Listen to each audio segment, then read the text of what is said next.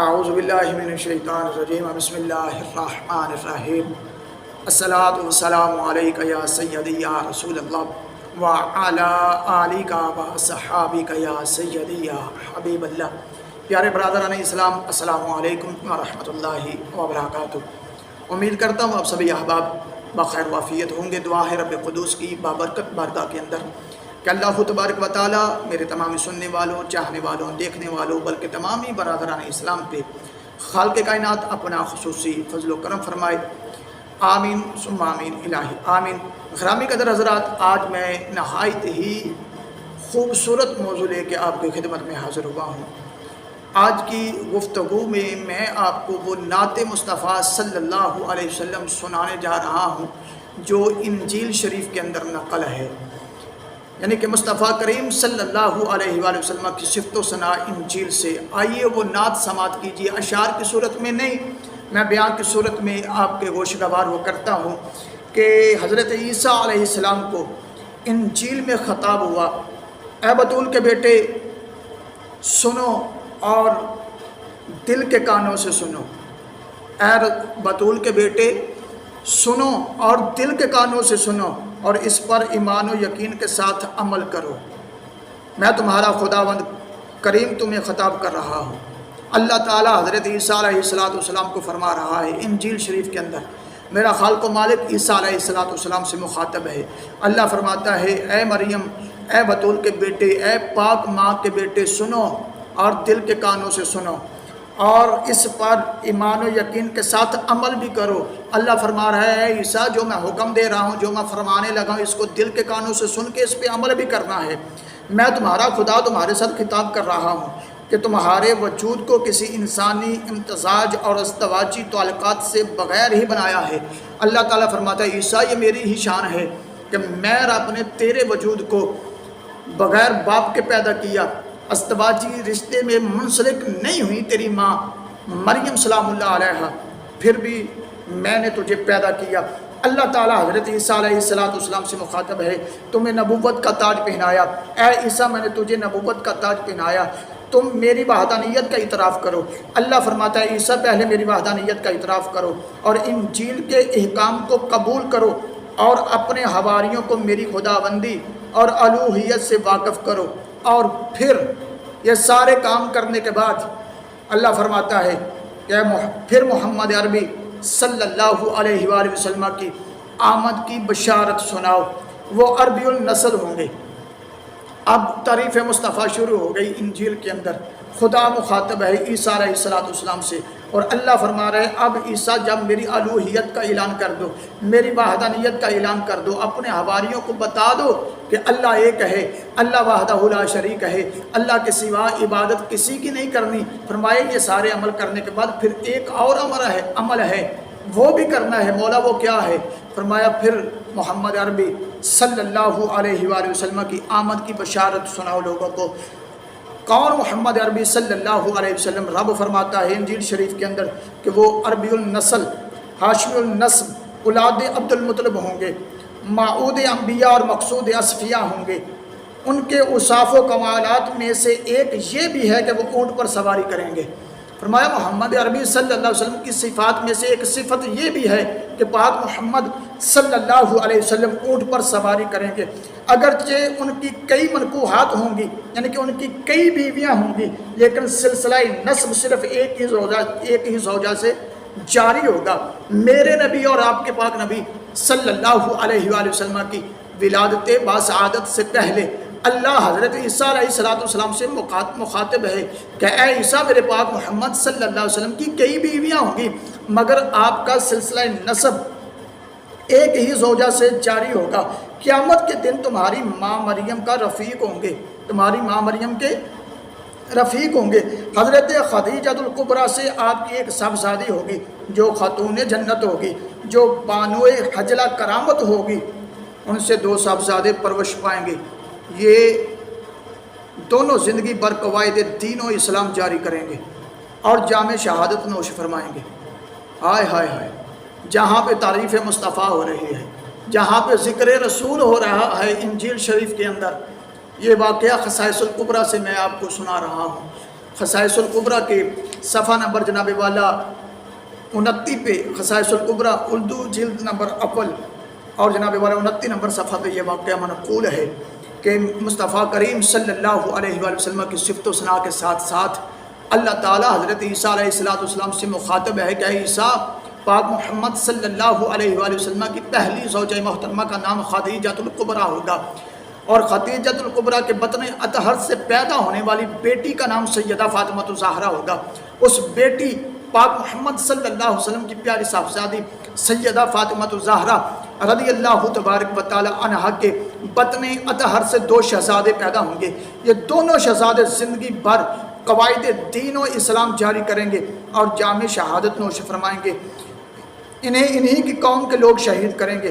جو دین کے معاملات میں افراط و تفریط میں مبتلا ہوں گے، اس کا قبلہ بیت الحرام ہوگا۔ کس کا؟ پاک محمد صلی اللہ علیہ وسلم کا۔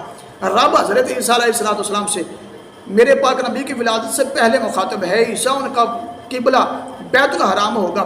حج کے مواقع پر احرام باندھیں گے، جو حقیقت میں زمین و آسمان کا مرکز ہوگا۔ کون؟ کعبۃ اللہ۔ فرمایا حقیقت میں زمین و آسمان کا مرکز ہوگا۔ تمام گناہ گاروں کا شفیع اور رحمت للعالمین ہوں گے۔ تمام گناہ گاروں کے شفیع اور رحمت للعالمین ہوں گے۔ یہاں پہ میں ایک اور حوالہ جناب والا پیش کرنا چاہتا ہوں کہ رسول خدا صلی اللہ علیہ وآلہ وسلم نے فرمایا، شاید میری گزشتہ ویڈیو کے کسی ایک ویڈیو کے اندر یہ بات موجود ہے کہ میں نے یہ واقعہ مکمل طور پہ شفاعت رسول کے ساتھ حوالہ سے آپ کے گوشگوار کرنے کی کوشش کی ہے۔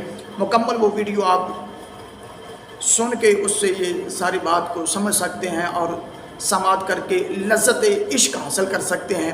میں صرف اسی بات پہ ایک دلیل اور اپنی بات کو تھوڑا مضبوط کرنے کے لیے یہ حوالہ دے رہا ہوں کہ رسول خدا کے رب باری تعالیٰ نے حضرت عیسیٰ علیہ السلام نے فرمایا، حضرت عیسیٰ علیہ السلام سے اللہ تعالیٰ نے فرمایا کہ وہ تمام گناہ گاروں کے شفیع اور رحمت للعالمین ہوں گے۔ رسول خدا صلی اللہ علیہ وسلم نے ارشاد فرمایا، اللہ تبارک و تعالیٰ مجھے ارشاد فرمایا کہ اے پیارے محمد صلی اللہ علیہ وآلہ وسلم، شفاعت لے لو یا اپنی آدھی امت کی بخشش کروا لو۔ تو رسول خدا صلی اللہ علیہ وآلہ وسلم نے ارشاد فرمایا کہ میں نے شفاعت کو چنا، وہ اس لیے کہ اس میں زیادہ فائدہ ہے، یہ زیادہ کفایت کرنے والی ہے۔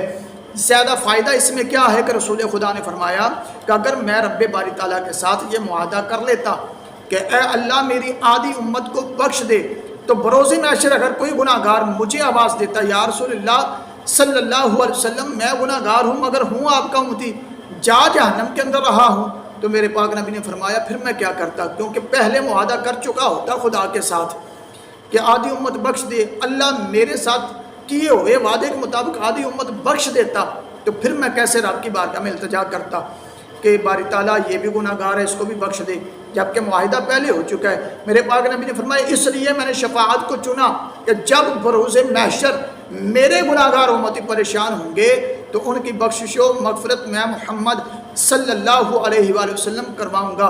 میرے پاک نبی نے فرمایا کیا تم لوگ یہ سمجھتے ہو کہ میری شفاعت نیکوکاروں کے لیے ہے، صالح عمل کرنے والوں کے لیے ہے، آپ عبادت گزار بندوں کے لیے؟ فرمایا نہیں، میری شفاعت تو پاپی لوگوں کے لیے ہے، گناہ گار لوگوں کے لیے ہے۔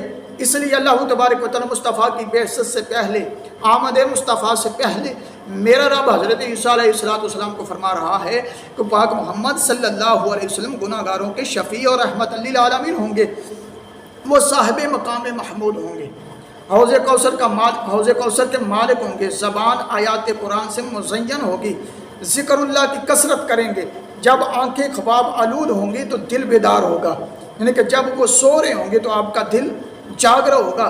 مقام شفاعت پر تباہ حال گناہ گاروں کی خیر گیری کریں گے، یعنی کہ جو بندے جہنم کے مستحق ہو چکے ہیں، جن پہ جہنم واجب ہو چکی ہوگی، گناہوں کے دلدل میں پھنسے ہوں گے، تو رسول خدا صلی اللہ علیہ وآلہ وسلم ان کی بخشش کروائیں گے، ان کی شفاعت کروائیں گے۔ قیامت کے دن جب ہر کسی کی زبان پر نفسی نفسی ہوگا، ان کی زبان پر امتی امتی ہوگا۔ اللہ حضرت عیسیٰ علیہ السلام کو فرما رہا ہے، عیسیٰ بروز محشر جب ہر زبان پہ نفسی نفسی ہوگا، اس وقت پاک محمد صلی اللہ علیہ وآلہ وسلم کی زبان مقدسہ پہ امتی امتی ہوگا۔ اس دن ہر کوئی انہی کے دامن شفاعت میں پناہ پائے گا، یعنی کہ ہر کوئی حضرت آدم سے لے کر عیسیٰ نبی تک سارے نبیوں کے پاس جائیں گے، ہر نبی جواب دے گا اذهبوا الی غیری، اذهبوا الی غیری، اذهبوا الی غیری، کسی اور کے پاس جاؤ، کسی اور کے پاس جاؤ، کہیں پناہ نہ ملے گی سوائے دامن مصطفیٰ صلی اللہ علیہ وآلہ وسلم کے۔ گناہ گاروں کو بروز محشر جو رحمت کا سایہ مصطفیٰ کریم صلی اللہ علیہ وآلہ وسلم کی جناب والا آغوش میں ملے گا، اور پاک نبی صلی اللہ علیہ وآلہ وسلم کی دامن رحمت میں جو جو پناہ لے لے گا اللہ تعالیٰ اس کی بخشش و مغفرت فرما دے گا۔ دوسری روایت میں یوں آیا کہ اس خطاب کے بعد اللہ تعالیٰ نے حضرت عیسیٰ علیہ السلام کو حکم دیا، اے عیسیٰ تم بھی نبوت محمدیہ صلی اللہ علیہ وآلہ وسلم کی تصدیق کرو۔ یعنی کہ سارا خطاب اللہ نے جب حضرت عیسیٰ علیہ السلام سے فرما دیا کہ لوگوں کو یہ درس دو، اس کے بعد اللہ تبارک و تعالی حضرت عیسیٰ علیہ السلام سے فرما رہا ہے کہ اے عیسیٰ تم بھی محمد عربی صلی اللہ علیہ وآلہ وسلم کی نبوت کی تصدیق کرو، ان پر ایمان لاؤ اور اپنے آپ کو ان کا امتی کہو۔ جو شخص بھی ان کا زمانہ پائے ان پر ایمان لائے، یعنی کہ اپنے امتیوں کو یہ بات سمجھا دو، ان کو بتا دو کہ جو بھی پاک محمد صلی اللہ علیہ وآلہ وسلم کا زمانہ پائے وہ پاک محمد صلی اللہ علیہ وآلہ وسلم پر ایمان لے کے آئے۔ اگر آپ صلی اللہ علیہ وسلم نہ ہوتے تو یہ دنیا نہ ہوتی۔ اللہ فرما رہا ہے کہ اگر پاک نبی صلی اللہ علیہ وسلم نہ ہوتے تو یہ دنیا نہ ہوتی، نہ آدم، نہ جنت، نہ دوزخ، بلکہ کچھ بھی نہ ہوتا۔ اللہ فرما رہا ہے عیسیٰ اگر پاک محمد صلی اللہ علیہ وآلہ وسلم نہ ہوتے تو یہ دنیا نہ ہوتی، بلکہ نہ آدم علیہ السلام ہوتے، نہ جنت ہوتی، نہ دوزخ ہوتی، بلکہ کچھ بھی نہ ہو۔ علیہ السلام پتہ چلا کہ مصطفیٰ کریم صلی اللہ علیہ وآلہ وسلم کی صفت و ثنا صرف قرآن کے اندر ہی نہیں دیگر کتب کے اندر بھی ہے۔ صرف ہم محمد عربی صلی اللہ علیہ وآلہ وسلم کی امتی پاک نبی کا ذکر نہیں کرتے، دیگر امتیں بلکہ دیگر انبیاء کرام حضرت آدم علیہ السلام سے لے کر عیسیٰ نبی تک ہر نبی اپنی قوم کو یہ مصدع سناتے آیا کہ پاک محمد صلی اللہ علیہ وسلم کی ہمارے بعد ولادت و بسعادت ہوگی، اور رسول عربی صلی اللہ علیہ وسلم کا مقام اور مرتبہ ہر نبی سے اعلیٰ ہوگا۔ ان کی نبوت، ان کی رسالت ہر ایک سے بڑھ کر کے شان و شوکت ان کی، اور ان کا مقام، ان کا مرتبہ ہر ایک سے اعلیٰ ہوگا۔ اسی طرح کا ایک واقعہ ملتا ہے کہ حضرت داؤد علیہ السلام نے رب باری تعالیٰ کی بارگاہ میں عرض کی کہ مولا میں جب بھی زبور شریف کی تلاوت کرتا ہوں تو مجھے ایک نور نظر آتا ہے۔ حضرت داؤد علیہ السلام اللہ تبارک تعالیٰ کی بارگاہ مقدسہ میں عرض کر رہے ہیں کہ مولا میں جب بھی زبور شریف کی تلاوت کرتا ہوں تو مجھے ایک نور نظر آتا ہے۔ باری تعالیٰ یہ کیسا نور ہے؟ تو اللہ تبارک و تعالیٰ نے فرمایا کہ اے داؤد علیہ السلام یہ نور محمد صلی اللہ علیہ وآلہ وسلم ہے۔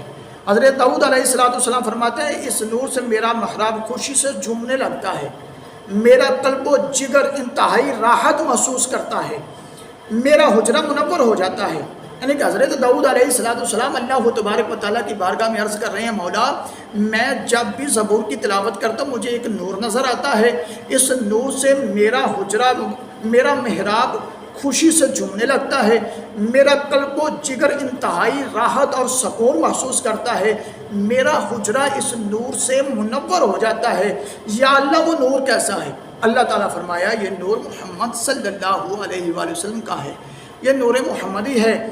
میں نے اسی نور کی توفیل، پھر اللہ اب جواب دے رہا ہے حضرت داؤد علیہ السلام کو کہ اے داؤد میں نے اسی نور کی توفیل دنیا و آخرت، آدم و حوا، جنت و دوزخ کو پیدا فرمایا۔ حضرت داؤد علیہ السلام نے بلند آواز سے نام محمد صلی اللہ علیہ وآلہ وسلم لیا تو پرندے، جنگلی جانور اور دشت و بیابان سے یہ ندا آئی صدقت یا داؤد، صدقت یا داؤد، اے داؤد آپ نے سچ فرمایا۔ اس دن کے بعد حضرت داؤد علیہ السلام جب بھی زبور کی تلاوت فرمانے لگتے تو لا الہ الا اللہ محمد الرسول اللہ صلی اللہ علیہ وآلہ وسلم پڑھ لیتے۔ برادران اسلام ہم اپنے آپ میں فخر کیوں نہ محسوس کریں؟ ہم اس نبی کے امتی ہیں جس نبی کی تعریفیں انبیاء کرام کرتے آئے۔ ہمیں اللہ تبارک و تعالیٰ نے وہ محبوب عطا فرمایا ہے جس کا ذکر روز ازل سے لے کر بروز محشر تک بلند و بالا ہے۔ ورفعنا لا کا ذکر، کیونکہ اللہ فرمایا محبوب ہم نے آپ کے ذکر کو آپ کی خاطر بلند فرما دیا ہے۔ دعا ہے کہ اللہ تبارک و تعالیٰ جو سنا سنایا اس پہ عمل کرنے کی توفیق عطا فرمائے۔ بول چال کے اندر کوئی لفظی تلفظی کسی طرح کی غلطی ہو گئی ہو تو میرا خالق معاف فرمائے۔ آئندہ